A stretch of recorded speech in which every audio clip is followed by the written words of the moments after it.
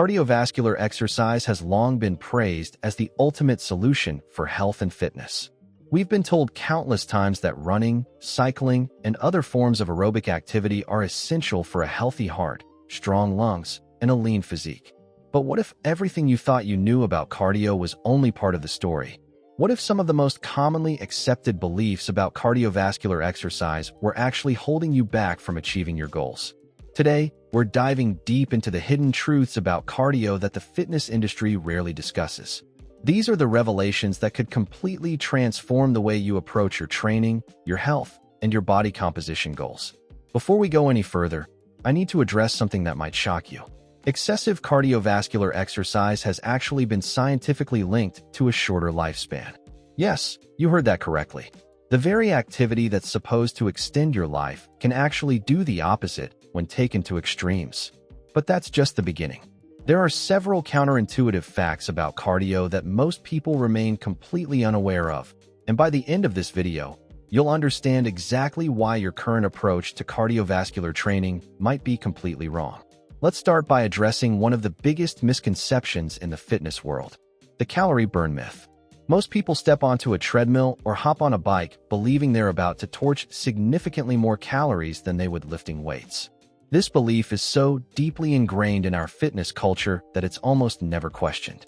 But here's the reality that research has consistently demonstrated.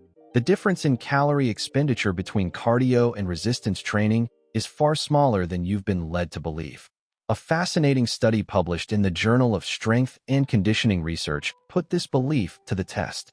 Researchers took participants and had them perform 3 different types of workouts, each lasting 30 minutes. The first group did traditional weight training. The second group performed high-intensity interval circuit training. The third group engaged in steady-state cardio at 70% of their maximum heart rate. When the scientists measured the total energy expenditure, they discovered something remarkable. There was no significant difference in calories burned between the weight training group and the steady-state cardio group. Think about what this means. All those hours spent on cardio machines believing you're burning dramatically more calories than you would with weights? That advantage simply doesn't exist in the way you thought it did. But if you're focused purely on creating a caloric deficit, resistance training actually has a hidden advantage that makes it superior to cardio. This brings us to our second revelation, something that even fewer people understand. Cardio can actually cause what scientists call constrained energy expenditure. This phenomenon is one of the primary reasons why cardio fails to deliver the fat loss results that people expect from it. Here's how constrained energy expenditure works. When you perform aerobic exercise, you obviously burn calories during that activity. But what happens in the hours and days after you finish your cardio session? Your body makes subtle but significant adaptations that reduce your overall daily energy expenditure. Specifically, your non-exercise activity thermogenesis, commonly known as NEAT, tends to decrease substantially. NEAT refers to all the calories you burn through everyday activities and movements that aren't formal exercise. This includes things like fidgeting, maintaining good posture, bouncing your leg while sitting, gesturing while talking, and even the subtle muscle tension required to sit upright instead of slouching. After a heavy cardio session, your body unconsciously reduces these energy-expensive activities. You might find yourself sitting completely still instead of fidgeting. You might slouch in your chair instead of maintaining an active, upright posture. You might choose to drive somewhere instead of walking. If you've ever completed an intense running session or cycling workout, you've probably experienced this firsthand. Simple tasks like walking to the kitchen for a glass of water suddenly feel like they require significantly more mental and physical effort than usual. Your body is essentially trying to conserve energy and recover from the stress you just imposed on it. This metabolic compensation means that while you might burn a certain number of calories during your cardio session, your body cleverly reduces calorie expenditure throughout the rest of your day. The net result? Your total daily energy expenditure might not increase as much as you calculated it would. Your body fights against excessive energy expenditure through these unconscious adaptations, which brings us directly to our next uncomfortable truth. Cardio is remarkably ineffective for fat loss. Now, before you dismiss this statement, let me be absolutely clear. Cardiovascular exercise provides numerous legitimate health benefits. It improves cardiovascular function, enhances endurance capacity, strengthens your immune system, and contributes to overall well-being. These benefits are real and valuable.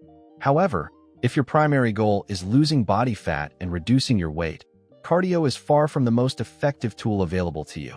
The scientific evidence supporting this statement is overwhelming. A comprehensive meta-analysis reviewed 14 separate studies involving more than 1,800 overweight and obese participants. The researchers examined whether aerobic exercise would effectively promote weight loss. Their conclusion was clear and unambiguous. Isolated aerobic exercise is not an effective weight loss therapy. At this point, you might be thinking that this conclusion is obvious. Of course, doing cardio alone without dietary changes won't help you lose weight. But here's where it gets interesting. What if you could simply follow a diet plan without any cardio whatsoever and achieve the same fat loss results without all that additional time and effort? Another meta-analysis, which represents the gold standard of scientific evidence, examined this exact question. The researchers compared groups that combined diet with cardio to groups that only followed a diet without any cardio at all. The results were striking. The group that dieted and did cardio lost 11 kilograms. The group that only dieted without any cardio lost 10.7 kilograms. Think about that difference. After all that time spent sweating on treadmills and bikes, after all those hours of effort, the actual difference in weight loss was 0.3 kilograms. That's barely more than half a pound. If your goal is improving cardiovascular health or building endurance, then cardio makes perfect sense. But if you're doing cardio primarily to lose that extra 0.3 kilograms, you're quite honestly wasting valuable time and energy that could be better invested elsewhere. But the problems with excessive cardio don't stop at ineffective fat loss. Here's something that strength athletes and bodybuilders have known for years, but that mainstream fitness culture rarely acknowledges. Cardio can significantly impair your strength gains. Many people add cardio to their training routine, hoping it will help them lose fat. But losing fat through excessive cardio rather than proper dietary management will almost certainly reduce the amount of strength you gain from your resistance training workouts. Multiple scientific studies have demonstrated that combining cardiovascular exercise with resistance training reduces both explosiveness and muscle mass development. This phenomenon is known as the interference effect, or sometimes called the concurrent training effect. Essentially, cardio and strength training force your body to adapt in two opposite directions simultaneously. When you try to pursue both goals at the same time with high volume, you end up with suboptimal results in both areas. I've experienced this interference effect personally in my own training.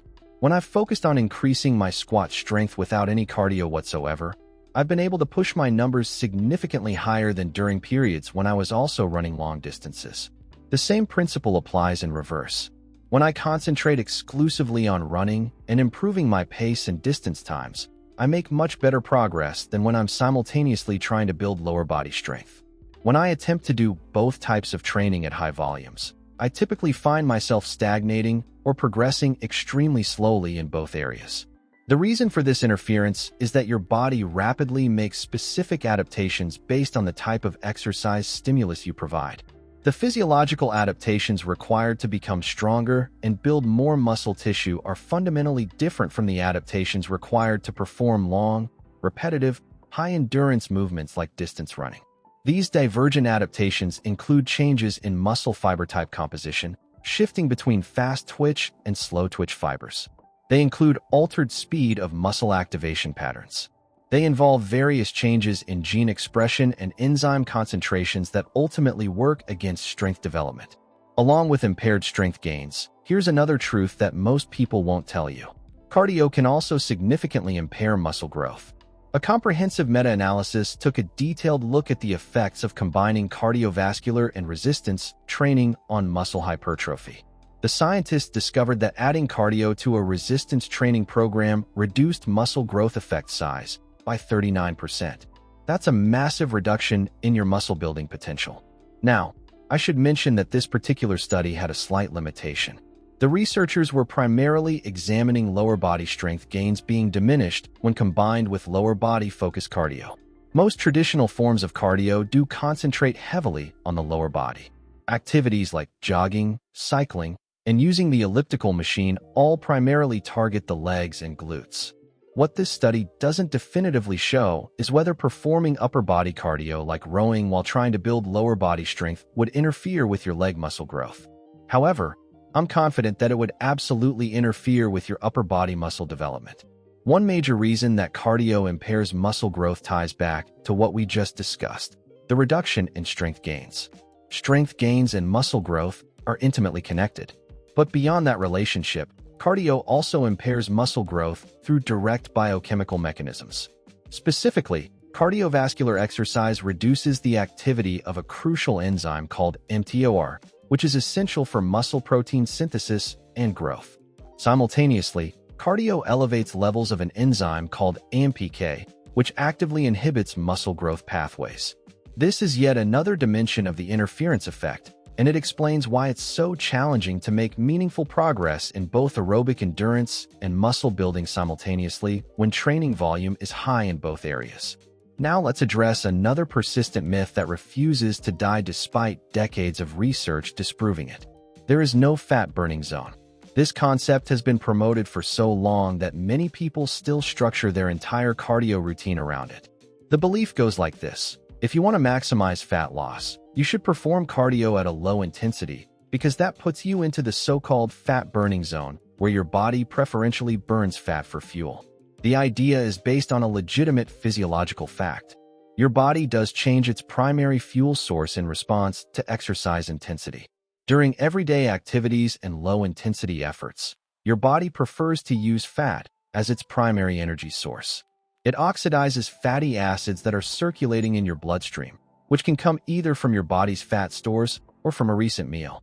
Fat burning is an aerobic process, meaning it requires oxygen to function efficiently. When your exercise intensity increases substantially, such as when you're lifting extremely heavy weights for squats, you cross what's known as the anaerobic threshold. Think about those moments when you're grinding out heavy repetitions, and you might even hold your breath to generate maximum force. This happens because when you perform activities requiring quick, explosive bursts of energy, your body crosses the anaerobic threshold and can no longer rely primarily on fat oxidation and oxygen for that activity. Instead, it must burn more carbohydrates to generate sufficient energy rapidly. Alongside the fatty acids you're still burning to some degree, your body dramatically increases its use of muscle glycogen and blood glucose for fast-acting energy. This physiological reality is where the fat-burning zone concept originates. The logic suggests that if you want to maximize fat loss through cardio, you should maintain a lower intensity to burn a higher percentage of calories from fat rather than from carbohydrates. But this belief is fundamentally flawed, and research has thoroughly debunked it. Studies consistently demonstrate that given the same total energy expenditure, you'll see virtually identical fat loss results whether you perform high-intensity or low-intensity cardio. There is literally no meaningful difference in terms of actual body fat reduction. What matters isn't how much fat you burn acutely during a single workout session. What matters is how your overall energy balance and nutrient partitioning are affected over extended periods of time.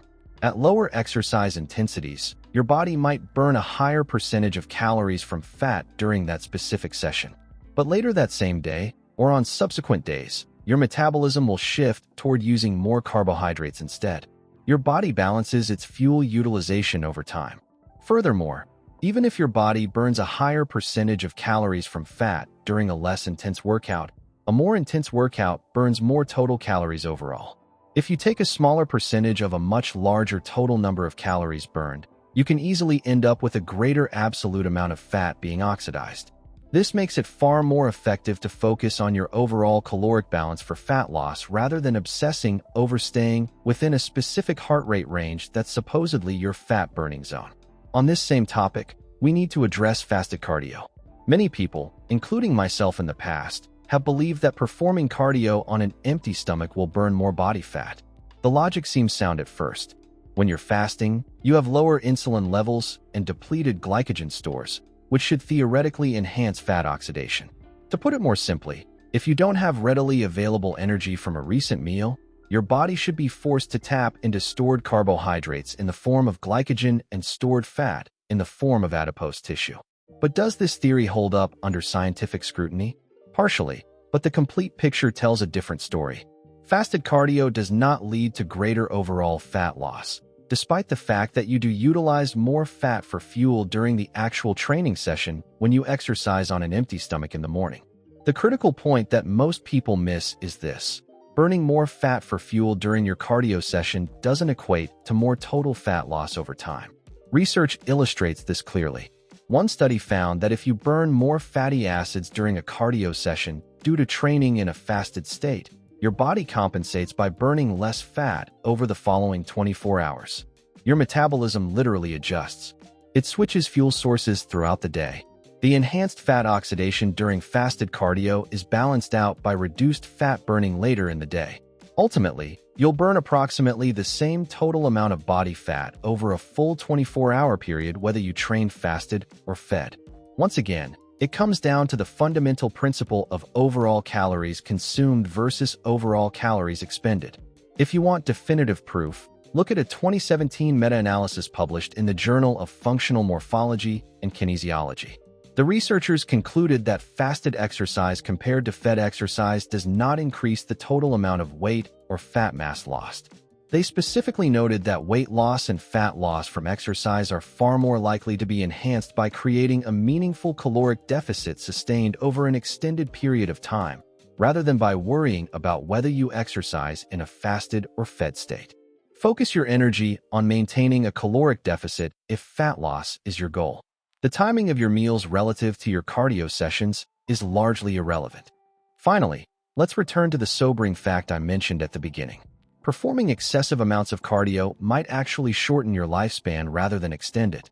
This is something that catches most people completely off guard because it contradicts everything we've been taught about cardiovascular exercise and longevity. I want to be clear about something important. Most people don't need to worry about this issue. For the vast majority of individuals, moderate amounts of cardio provide substantial health benefits. Regular cardiovascular exercise improves heart function, reduces blood pressure, strengthens immune system response, helps regulate blood sugar levels, and significantly improves mental health and cognitive function. These benefits are real, valuable, and well documented. However, as with so many things in life, more is not always better. In fact, scientific research demonstrates that excessive cardio can actually reduce lifespan. Even mainstream medical sources acknowledge this. If you search for information on this topic, you'll find that both completely sedentary individuals who get no exercise and extreme high-mileage runners both tend to have shorter lifespans compared to moderate runners who maintain a balanced approach. This is one reason why many marathon runners and ultra-endurance athletes don't live to see their 60th birthday. Cardiovascular exercise is inherently stressful on your body. It's a form of beneficial stress in moderate amounts. But if you overdo any stressful activity, it can harm you more than it helps you. A few moderate cardio sessions per week are likely to benefit your longevity and overall health. But pushing to extremes with excessive volume and intensity can have the opposite effect. I wanted to share this fact because most people operate under the assumption that more cardio is always better.